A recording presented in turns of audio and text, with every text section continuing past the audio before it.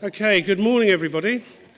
As the last of you are settling in, a very warm welcome to this one-day follow-up to May's Learning Technology Conference.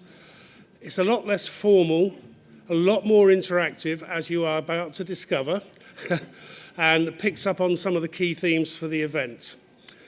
We hope that you'll also join us at Learning Technologies 2023 on the 3rd and 4th of May next year, which will also be held here at this venue, at the Excel. Some general housekeeping. The conference sessions finish at 4 o'clock, when there will be a drinks reception in the main central exhibition area. Whilst the drinks are on us, there's still an opportunity for you to visit the exhibition, which will be open until 5 p.m. For a last visit there. Right, whilst we've only just started, it's never too early to talk about lunch, is it? You will be able to buy lunch from the various catering points, which I suspect you've probably passed already during the course of the day.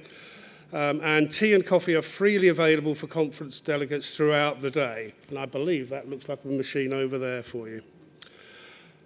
The numbering of the rooms here is interesting. You need to look for the numbers that we've put up, not the ones that the venue has. So we are currently in room 3, even though it says 17 outside. Next door is room 1 for those attending sessions on that stream. And across the way, if you go through the exhibition centre, you will find rooms 2 and 4. So that's the layout of the land here. If you registered for sessions in advance and you printed your badge at home, you will find your session IDs are on your badge. If they were printed for you here today, they won't be printed on there necessarily, and you may well find that you are stuck in the waiting queue for a session you thought you had registered for. So if you have any other evidence with you and you want to get in and get a good seat, now might be a good time to find it. Well, not right now, because we've got a great speaker lined up for you, of course. We will always try and find space, though, for anybody who has not registered for a session, if it's possible at the end. And of course, don't forget, there are 40 free seminars in the exhibition area during the course of the day. So if you're at a loose end and can't get into the session you want, make sure you take advantage of the sessions across in the exhibition centre. Finally, all sessions are going to be filmed, so if you're camera shy, tough. And the videos will be available in a few weeks' time, together with access to the PowerPoints themselves, so for any of the detail that's on there that you might want to have. So you're not here to listen to me, you're here for a session on changing behaviours and boosting performance through great diagnostics and holistic design. So I'd like to welcome on stage our speaker for today, Egle Vinauskaite from Skillbright Labs. I'm not going to tell you about her, she'll do that herself. Thank you. Hello.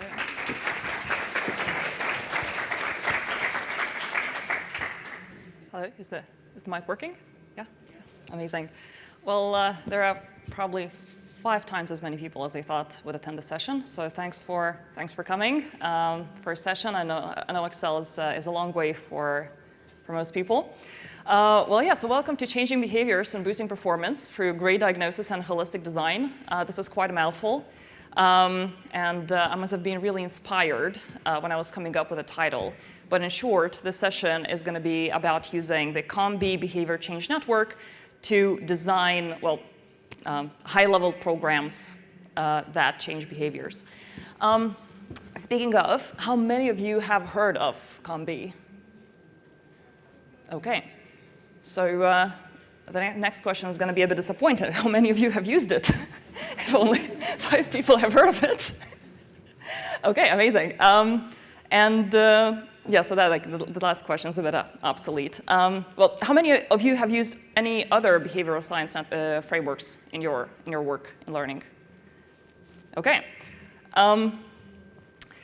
So my name is Egle Vinauskaite. I'm a learning consultant as well as an edtech product strategist. I work with corporate clients on creating learning programs, but another part of my work is working with startups that are creating either edtech products or products that have some sort of, like I call them edtech adjacent products. So products that may not be strictly edtech, but they have some sort of learning, habit, content element to them. And in this line of work, I get to work with people who are not in the what we see as the learning industry. They are usually from outside of this industry, so I'm exposed to different thinking about learning problems, as well as different frameworks that they use in their work, especially on the product side. And that's how I came across COM-B. I came across it when I was working on a habit building app, and as I was going through the steps of COM-B, which I'm gonna walk you through during this session, as I was going through the steps, I realized, at the product level, I realized that we can as easily apply these steps at the high-level behavior change program design. So not just learning programs, but sort of a holistic approach, because we often talk about courses versus resources versus experiences. Then another one is structured versus self-directed learning. So all of these, they are sometimes quite useful shortcuts, and they can be quite helpful. However, if we give people these shortcuts without them having a deep understanding of the thinking, of the nuance, of the assumptions behind each of these shortcuts, you can end up with a solution that leaves a lot to be desired. And this is where COM-B comes in, because, for example, if you're using a shortcut and you have a situation where, for example, your people are motivated, they already have foundational knowledge, and they just need to perform a task, sometimes, there are some schools of thought that, just give them a resource, and, it's good to go. Another one is where people don't have a perceived need, so you have to excite them. They have little prior knowledge, so let's create an experience. Or things like, we have a learning culture, so let's do self-directed learning and give them a million resources to consume and a million events to sign up to, because they're self-directed. Let's give them the freedom. Or if we don't have the so-called learning culture, we say that, so we've always done, our people are used to attending events and sort of having structured learning, manager-led learning. Let's do more of that, because we don't think that our people are going to be are self-directed enough. So what we end up with is some knowledge and skill building here and there, but we know that it is not enough, because in learning, our goal is behavior change. We want people to do something differently. And this is where behavioral science comes in. And behavioral science these days is quite a hot topic in learning. Lots of people talk about it, but it unfortunately often gets reduced to biases and nudges. So this is an example of a laundry list. We have a laundry list of biases and nudges that sort of take advantage of these biases. And sometimes in learning solutions, or the way they're sold, you can hear statements such as, people have authority bias, so let's get a senior person to record a welcome video. Or people feel the IKEA effect, so how about we get them to create their own to-do list, and therefore they're more likely to stick to the task and perform that behavior. This is a very simplistic view of behavioral science, and this is not nearly using behavioral science to its full potential. So nudges can be a useful tool for choice architecture, and they may have some behavior effects, although these effects vary greatly, from a few percentage points to like 50 percentage points, depending on the context, on the nudge, and so on. But that's just one part of behavioral science, and as I said, with very context-specific effects. So you cannot really take the IKEA effect from IKEA, apply it to an e-learning course, and expect the same thing to happen, that people really love your e-learning course because they had to create some sort of takeaway themselves. And this is a real example of that I have seen done. So if we look beyond the nudges, behavioral science can tell us what needs to be in place for behavior to happen. So first, we have capability. So is the person capable? Is the person able to perform the activity? Second, we have opportunity. Does the person have an opportunity? Does their context allow them and encourage them, ideally, to engage in that activity or behavior? And finally, motivation. Does the person want to engage in that behavior? And if you have capability, you have opportunity, and you have motivation, you get behavior. And that's COM-B, in simple terms. The beauty of COM-B, and the good news is that it comes with a wheel. And this wheel is what makes it useful.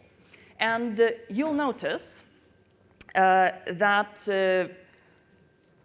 the part that we often talk about in learning, building skills, building knowledge, falls within capability, which is only 1/3 of the entire wheel. Now a bit of backstory.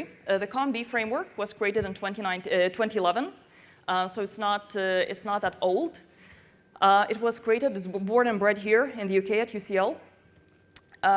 And the way it happened is that a group of scientists, Mishi, Strallen, and West, they got together and they did what I would say was a literature review / research to go through all of the existing behavioral science frameworks, behavior change frameworks, and to create an all-encompassing framework that addresses the limitations of the other frameworks. And as is the case with many behavioral science frameworks, its primary uses are in healthcare, although it's being widely adopted in product and app design as well. So so the idea of COM-B is that supposedly it's much more comprehensive than the other frameworks. However, to clear my conscience, I have to give you a few caveats. I'll be going through the framework bit by bit, but there are a few things you need to keep in mind. First, context. COM-B has been widely used in behavior change, as I said, healthcare, so for example, tackling obesity, smoking, in finance, tackling saving, and so on.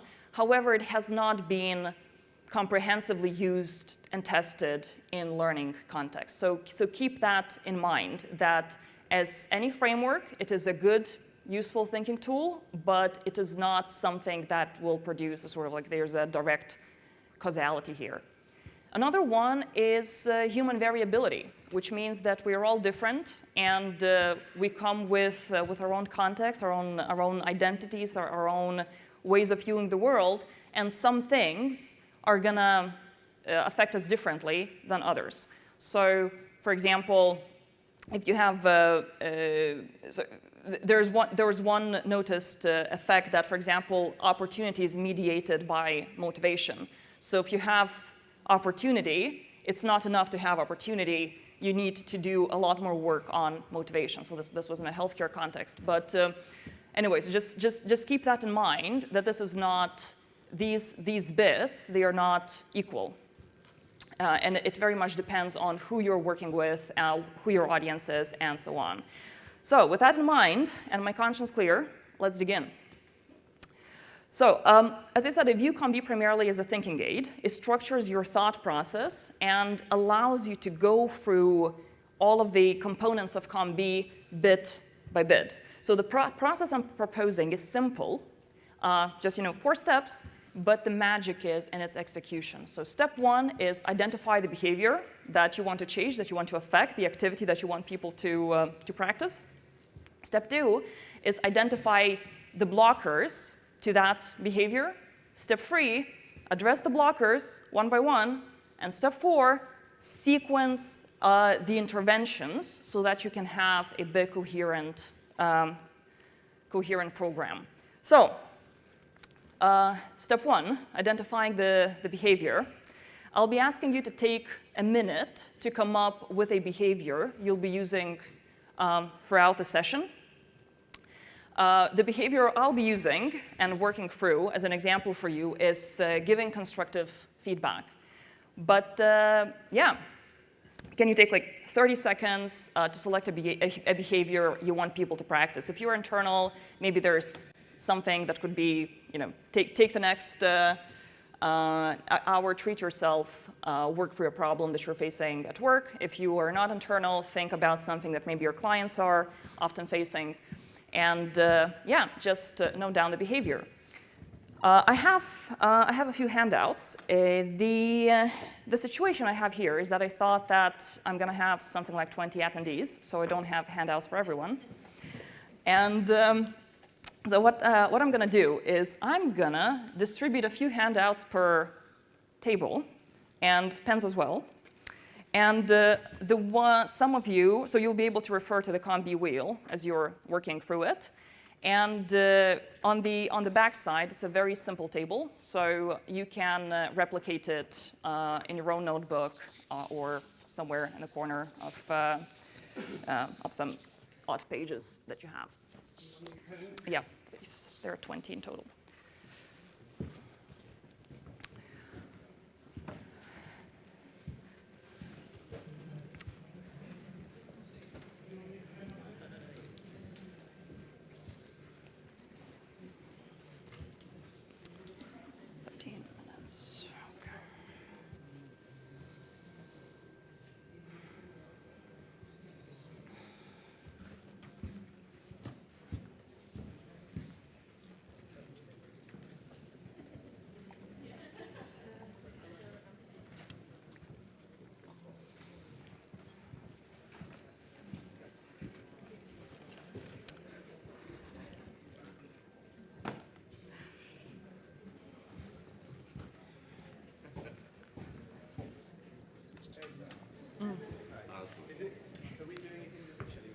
Yeah, individually. Yes.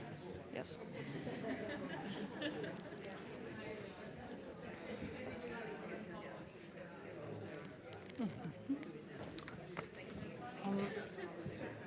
If there are people who don't, if you see that they don't have notepads, just distribute some papers.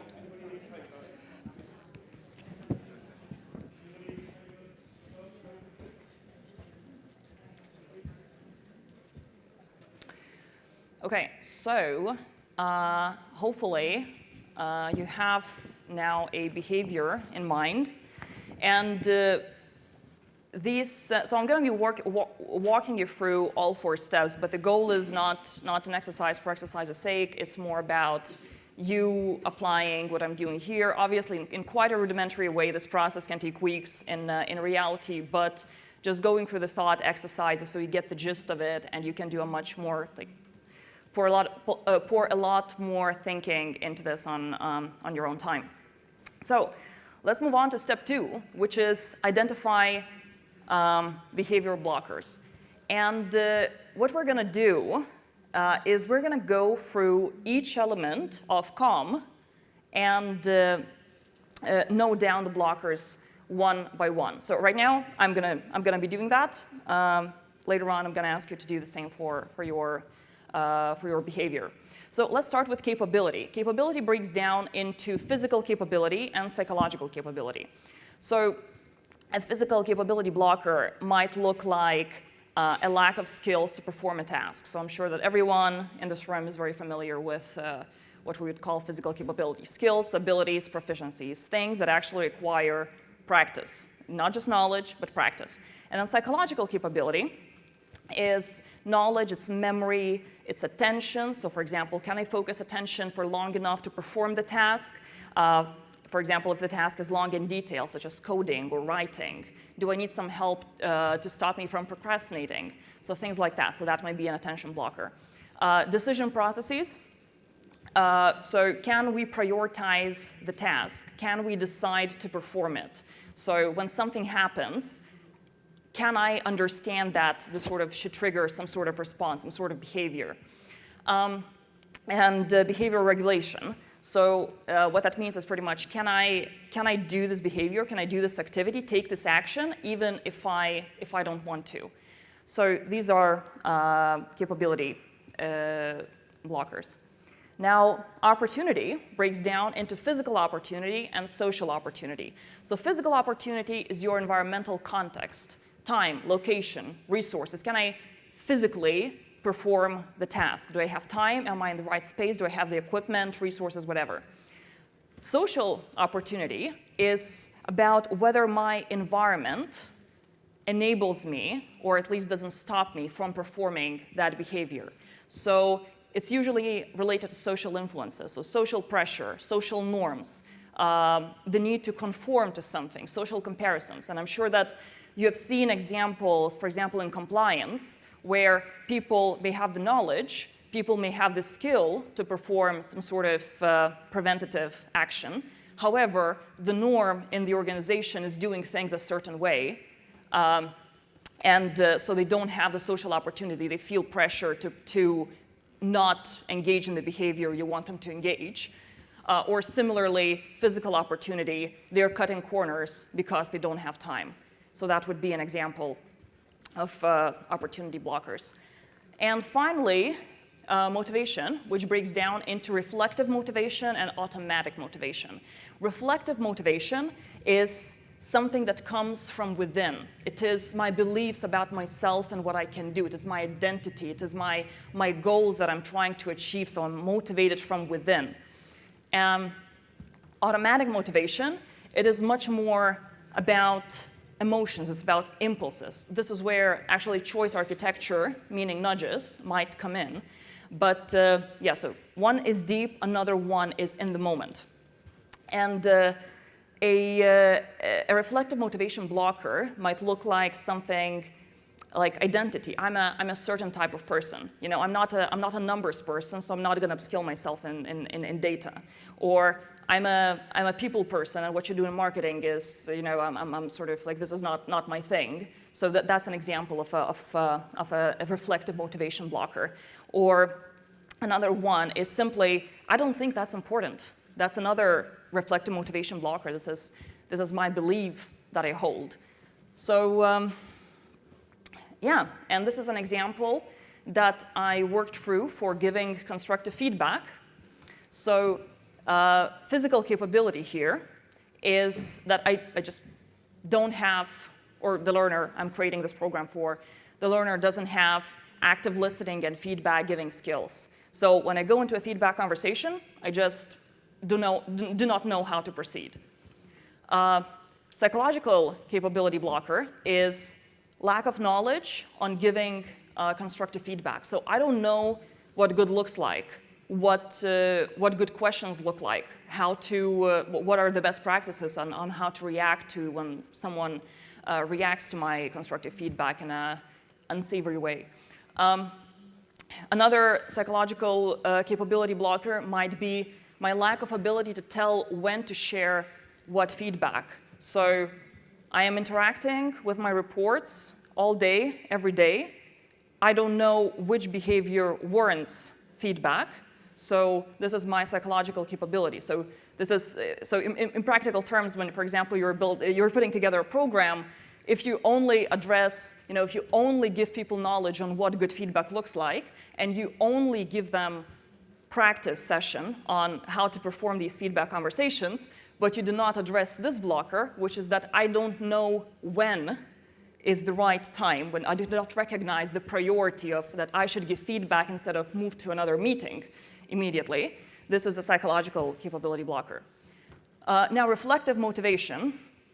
My identity is as a non-confrontational person. Like, I see myself as non-confrontational, therefore giving constructive feedback is very difficult for me. And a therapist would say that the person has a people pleaser problem, but obviously a person themselves would not identify themselves as that. But again, this is an example of if you only work in the capability section, you do not address someone's identity, and we're going to go through how that can be done. If you don't address someone's identity, this isn't going to work because you have to have C, O, and M together. Then another potential reflective motivation blocker, lack of clarity about my next career step. I don't know where I'm going, or what's my next step, therefore I do not see why I should care about giving constructive feedback. Another blocker, I'm viewing my manager role as focused on delivery not people. So this is my belief about what is required of me. Automatic motivation. Simply, team performance is not part of individual KPIs. So therefore, if no one tracks it, I don't get either a reward or a punishment for it, why should I care? Another one, emotional. Giving feedback fills me with dread. It's just such a nasty, confrontational experience. I don't want any part of it. So you can give me all the skills, all the training, I just don't want to do it. Social opportunity. We are very friendly with my team, my reports, my peers. We are all friends. We hang out together. I don't want to make it awkward. Like, we go to each other's birthdays. We know each other's kids. I really just don't feel like this is something, like giving constructive feedback, I feel it's going to affect our relationship and our cohesion. And physical opportunity. My schedule is packed with meetings. Like, literally, I have 5 reports. I don't have time in my packed schedule to actually give feedback to all of them. So this is an example of listing behavior blockers. And now I'm going to ask you to do this yourself in the little table. If we can take something like 5 minutes to do this individually, and then we'll see how we are for time, and maybe share voluntarily. I'm not going to cold call.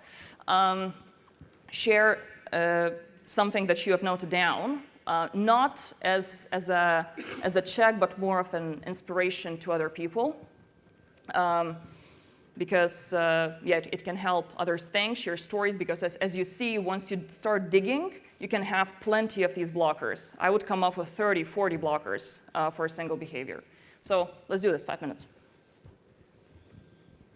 So does anyone want to share any blockers that they have come up with for their behaviors?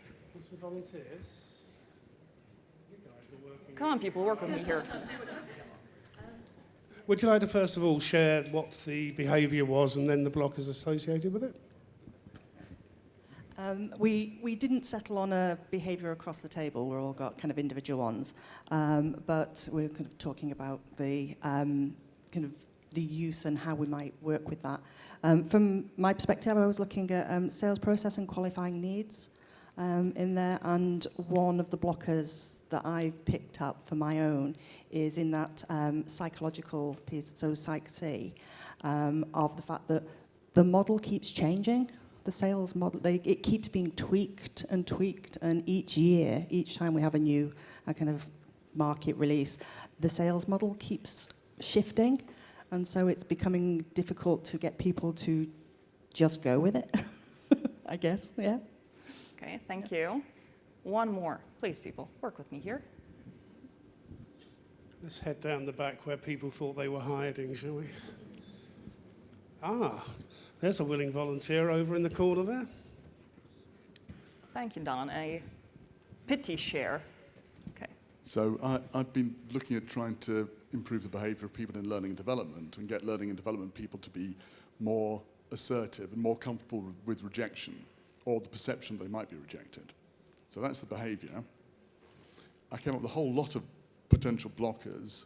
I couldn't put a label on them, but the key one, I think, is a perception that they will take rejection personally, even though it's probably not meant personally. So let's say you go to a stakeholder, you want to persuade them that something's necessary, and they push back, and the perception of the learning and development person may be that is a reflection of me, not of the thing I'm trying to do, but I don't know which of the labels I would put on it.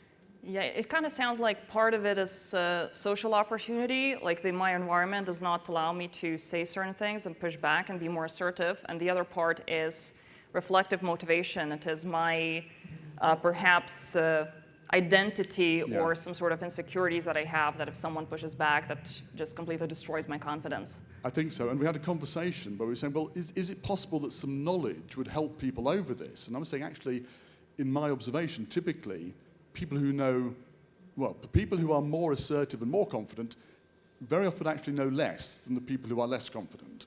I'm not saying it's a correlation, but you don't have to know a lot of stuff to be assertive. It is something else, and I think it's much more what you're saying there. It's it's the psychological or the social issues. Yeah. Andy. Well, thanks for sharing. So yeah, in the real world, blockers usually come from two sources. The first one is academic research, lit review, if it is available. So if you have some well-researched behaviors, for example, giving constructive feedback or some sort of leadership behaviors, there's a lot of research to actually draw from in terms of blockers and why people would not partake in these behaviors.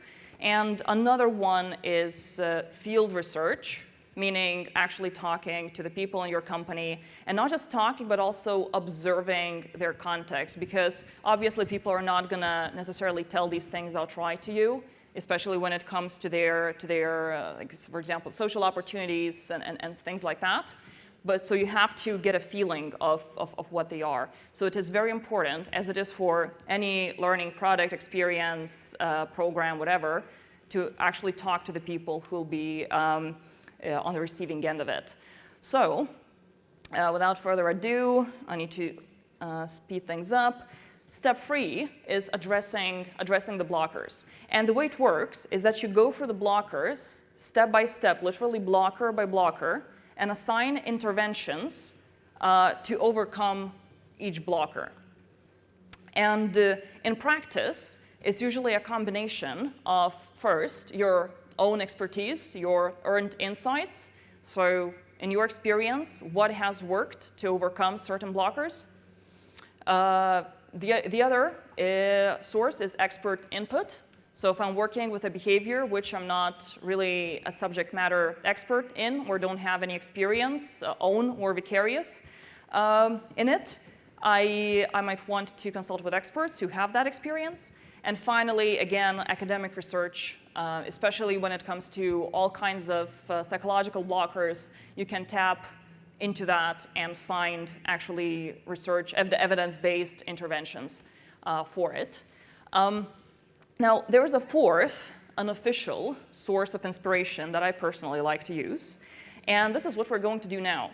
I'm going to share examples of how different fields, mostly outside of learning, are tackling these blockers. So obviously, they're not.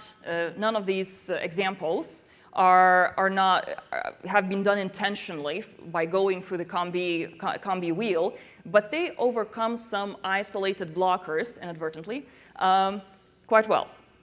So let's start with physical capability.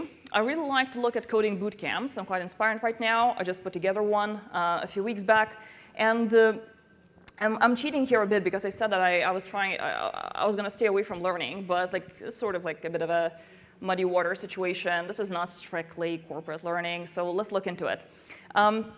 Another thing is that part of what they're doing to build that physical capability is enforced by motivation. So it's not just capability, it's not just a capability intervention, it's also motivation intervention, which is a good example of how all of these three elements, they work together. So I think it's a good example of how to build difficult technical skills that require persistence and that eventually require mastery because you're taking someone from zero to employability. So things like software development, data analysis, and so on. So in building this specific capability, almost all boot camps do the same list of things. First, they do pre-learning. They give people, usually asynchronously, foundations of coding, key terms, language that will be used, and so on. So this is psychological capability. The second one is they do practice for more than 8 hours a day, often, from the morning till the night. And they give on-demand support for people as well as they're working through their coding challenges. Almost all of them do pair coding, and which means that people, these prospective coders, they almost always work in pairs. And this is actually quite smart because it does three things. It gives people vicarious learning, learning from other people. It gives an opportunity to share feedback, which activates all sorts of good learning processes. And it gives people accountability. We're both in the same boat. I cannot really shirk. If my motivation is dipping, I have my buddy who's gonna pull me back up. They also do career coaching, and this was quite an interesting revelation. Career coaching is at the core of many of these coding boot camps. This is the glue that holds them together because it's such a difficult experience for people. And career coaching includes setting goals, intentions, interim objectives. Then it's reinforced by regular check-ins, literally weekly sessions with a career coach about goal alignment. How are you feeling? How do you feel like you're progressing towards your goal? Is this still your goal? Next week, we're going to be working on this project, this challenge. Let's discuss how it's going to relate to your goal that you're going through, like that you want to achieve in like 2 months or 3 months and so on. So this is a very important part, example of how motivation actually reinforces capability building. Then they also do weekly showcases of progress and demo days. So there is celebration, there is positivity, there are all of these emotions for motivation. And finally, employment, the ultimate reward and punishment by kicking you out of the program if you're not keeping up. So this is what coding bootcamps do. And I think in the way that they are built, there is a lot to learn in corporate learning, what we can do for skill building, especially when it comes to these complex skills that require persistence. The second example is psychological capability. And here, before I go into this, I want to ask, do any of you use Headspace or Calm meditation apps? Okay, a few, like 20, 30%. Great, amazing. I really like looking at meditation apps because they are not learning apps, but they're building a skill which takes time, practice, reinforcement, and which is exactly what we do in learning.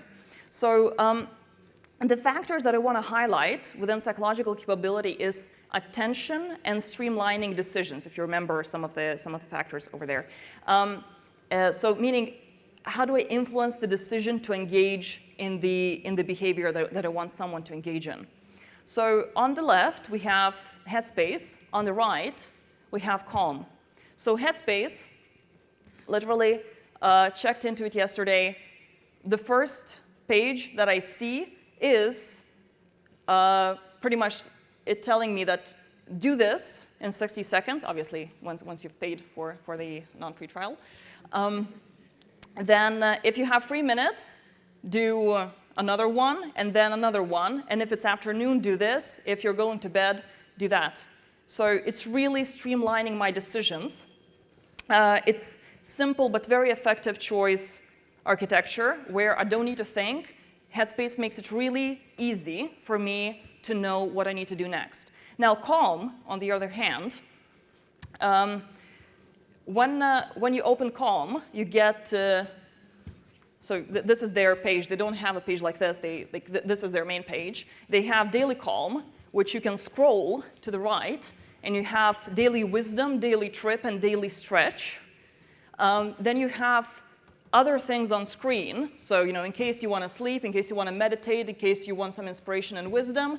And then, oh, by the way, do you want help to find a sleep story? So obviously, it's not a fair comparison because Calm may be doing a different thing than Headspace. Headspace is sort of self-proclaimed app that sort of builds the skill of meditation. But Calm is offering the same thing without that choice architecture. So what can we take away from this for learning? For example, where can we streamline decisions to remove the psychological capability blocker? On our platforms, for example, we can display information that gets people straight into practicing without overwhelming them. So is there an opportunity to do that when we are designing digital interfaces? Perhaps we can use implementation intentions. So instead of you having to make a decision to engage in a behavior, can you create an implementation intention, an if-then rule that if this happens, I do this. If someone says this in a meeting, I have my constructive feedback conversation, that sort of thing. So that's psychological capability.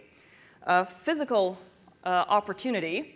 An example here is yoga, fitness, and yoga studios, or pretty much any other exercise, but I was sort of feeling inspired and aspirational and so on. So people can easily do yoga online for free, but they still pay money and commit to a time slot to attend that class to do yoga in a studio.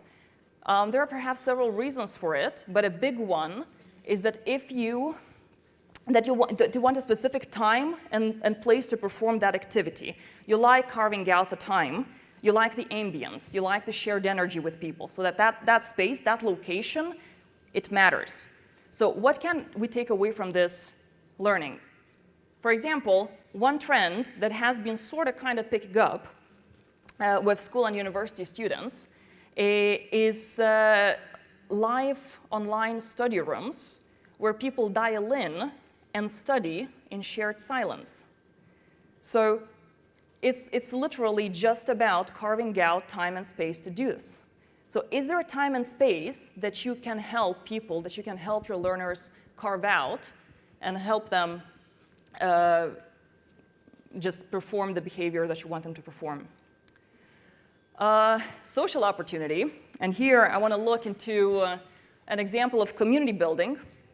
And gaming as an industry is just fantastic. It's notoriously good at building communities. They're large, they're self-organized, they're self-enforced.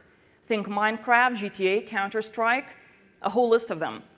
What I want to draw your attention to are the factors of social pressure and social norms within the social opportunity component. So on Minecraft, people can invite others to their own server. So they can create their own server, they can invite others, they can take the ownership of their communities, and there are implicitly understood norms and acceptable behaviors that if you don't adhere to them, you can get kicked out either by the host or by other players by popular vote. There are vote kicks, there are vote bans, there are mods where people create more creative punishments to enforce the rules. Like this is how much they care about it. So an example, just that I came across, was one is, and I'm quoting, translates all the players' chats into Arabic. The second one, a second punishment, sort of to enforce community rules, is turns the player into a potato. And another one is drops a squid on the player. Great if you make it reoccurring.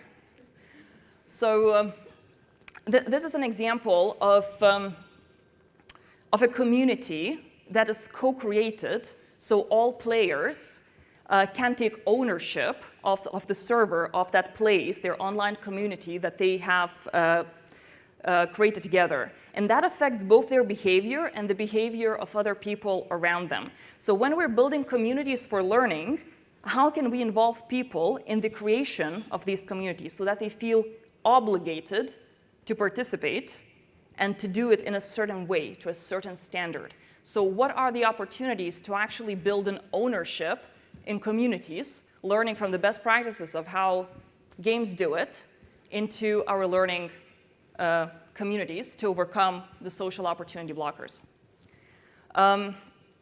Reflective motivation. Here, an example is from PR, Women's Euros. I think the PR campaign did a great job making Women's Euros into a big deal event in the sports calendar. Obviously, the goal of it wasn't to address reflective motivation, but it might have done just that accidentally to girls' sports, their athletic aspirations. Because in psychology, in developmental psychology, there's this concept of self-efficacy by Bandura.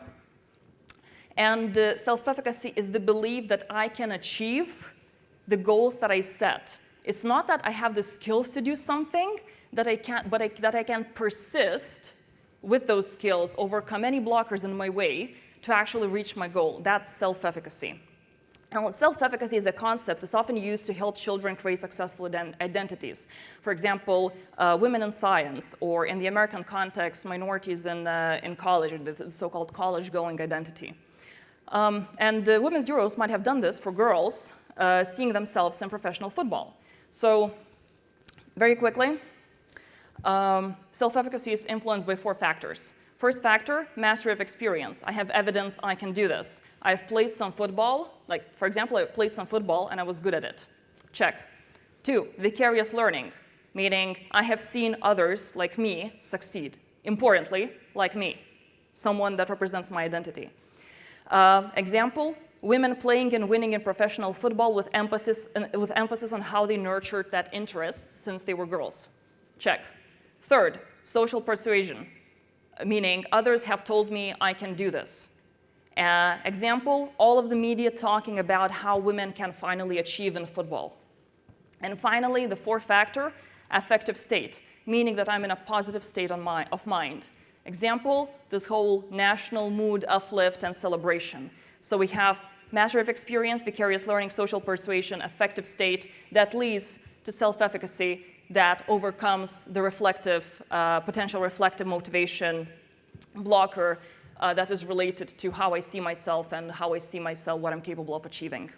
So in the workplace learning, are there any identities that we need to help people build, especially when it comes to reskilling and changing careers that actually sort of digs deep into probably our insecurities and our views of the world?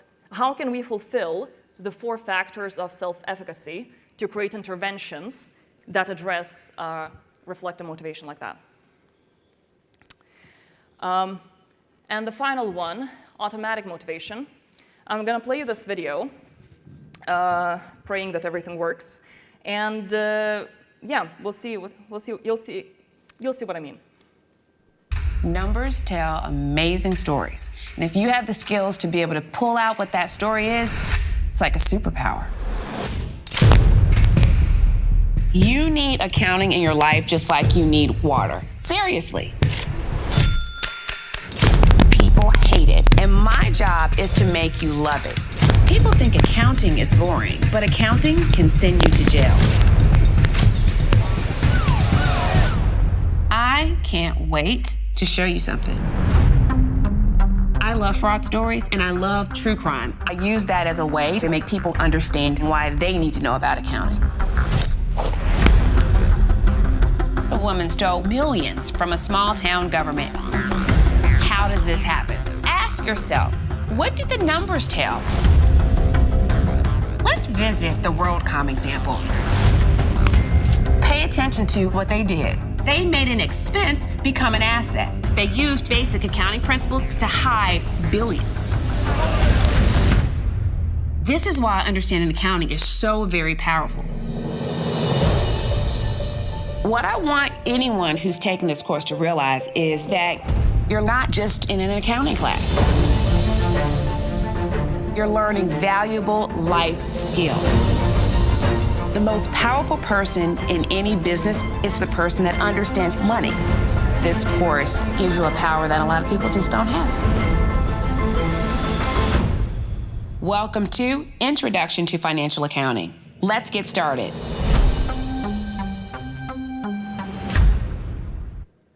So how did you find the trailer? And how did you feel about accounting before the trailer and after the trailer? So this is what marketing can teach us about automatic motivation. Marketing is ridiculously good at creating a need and sort of helping us want something. And automatic motivation, as I said, is the emotion I have about the behavior, the impulse that I get from reward or punishment. And Outlier is pretty much masterclass for higher ed. This video was doing several things at the same time. My initial idea was to ask you, but since we are running out of time, I'm just going to give you the answers. First, reflective motivation. It's addressing student misconceptions about accounting, making it exciting. And you can probably, if you look really, if you can imagine what was happening behind the scenes, you could probably see how much research has been done on the potential students of this course to actually understand what the motivation blocker was, and how to take them to sort of reframe the entire experience and sell it to them. Automatic motivation, bringing rewards from sometime in the future, which is a lucrative, stable career in accounting, to the learning process itself. So do you like true crime? Be part of it. You'll be working on high-profile cases. Each lesson is going to be interesting and rewarding. So bringing that reward here, triggering automatic motivation. Another one, upping the rewards, because it's not, you've probably, this is the first time I've seen accounting reframed as a status symbol, as in, you'll get status, you're not a nerd, you'll be the smartest person in the room. And finally, another one is about the music, the positive, uplifting, inspiring, like movie trailer type music. So what could this look like in workplace learning? What can we take away from this? For example, instead of asking people to attend an inspiring talk, can we create or sort of offer interesting problems to solve at work, so that it's not just a one-off event, an uplift, and me going back to work, but that the actual learning, the project-based learning that I'm doing, in the middle of my work, that is rewarding because it is so exciting, so interesting. Can I be rewarded an opportunity to present my work to senior management? Can you give me status like that? Can I tell that I had a chat with our CLO or CMO if you're in a big company and they're difficult to reach? So things to think about. So pretty much this, what they did here. Numbers tell amazing stories. No, we know that. And if you We know that.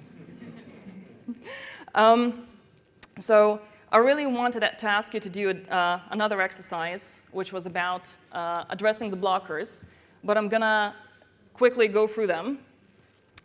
And you're going to have to do the rest at home. But hopefully this is going to be useful. So my process, the way it works, is that once we have the blockers, we assign interventions. And as I said, interventions are either my experience, expert experience, research, whatever I can get my hands on. So here, if I have lack of active listening and feedback-giving skills, I can offer my learners feedback practice. For example, pairs challenge. Can we make it so that every week I am almost like obligated, committed to sitting down with my peer one-to-one to give each other feedback from the previous week? Can we up that challenge, and later can I do it to my report? Can we up that challenge even more? Can I give that feedback to my manager?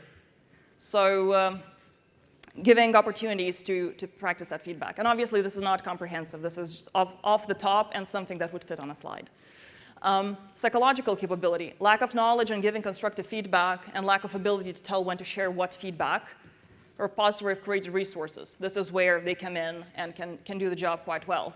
But as you can see, this is not the full solution. Reflective motivation. If I have identity as a non-confrontational person, I may want, and I'm a manager, I may want some leadership coaching to actually, well, therapy also helps, but